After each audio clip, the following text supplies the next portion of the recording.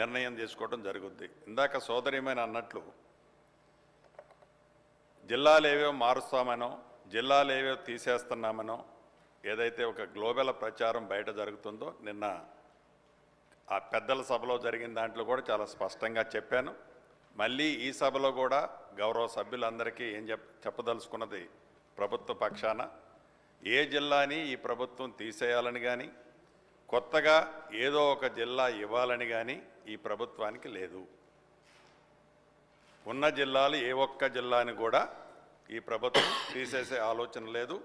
ఏవైతే రాష్ట్ర వ్యాప్తంగా ఇప్పటి వరకున్న 33 జిల్లాలు కానివ్వండి, 76 మండలాలు కానివ్వండి, 621 మండలాలు కానివ్వండి, 76 డివిజన్లు కానివ్వండి, రెవెన్యూ డివిజన్స్, ఆ డివిజన్స్ యాజ్ ఇట్ ఈజ్గానే కంటిన్యూ అవుతాయి.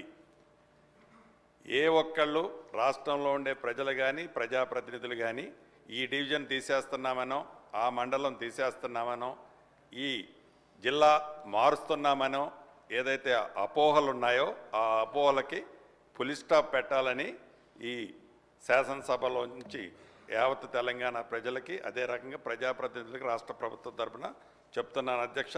అదే రకంగా ఇందాక చెప్పినట్లు ఏవైతే 11 రెవెన్యూ డివిజన్స్కి సంబంధించిన ప్రపోజల్స్ వివిధ స్థాయిల్లో ఉన్నాయో వాటిని కూడా ఫీజిబిలిటీస్ని బట్టి ఆల్రెడీ 4 ప్రాథమికంగా ఆల్రెడీ నోటిఫికేషన్ ఇచ్చాం. 1 కలెక్టర్ గారి దగ్గర నుంచి ఫీజిబిలిటీ వచ్చింది. మిగిలిన 6 కూడా కలెక్టర్ గారి పరిధిలో పరిశీలనలో ఉన్నాయి. వాటి మీద కూడా తప్పకుండా చర్యలు తీసుకుంటాం. Thank you. Collector. Question number 477 deputy CM గారు ఇంకా రాలేరు.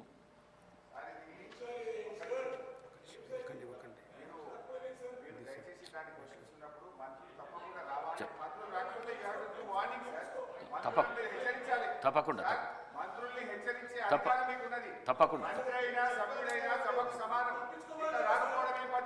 తప్పకుండా నెక్స్ట్ రాగానే తీసుకుంటే చెప్తాను.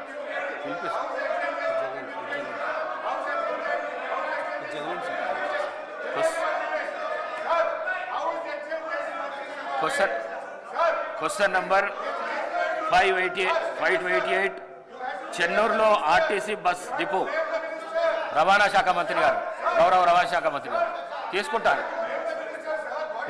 పిలిపిస్తున్నాను. హరీష్ రావు గారు ప్రతి విషయానికి మీరు ఈ విధంగా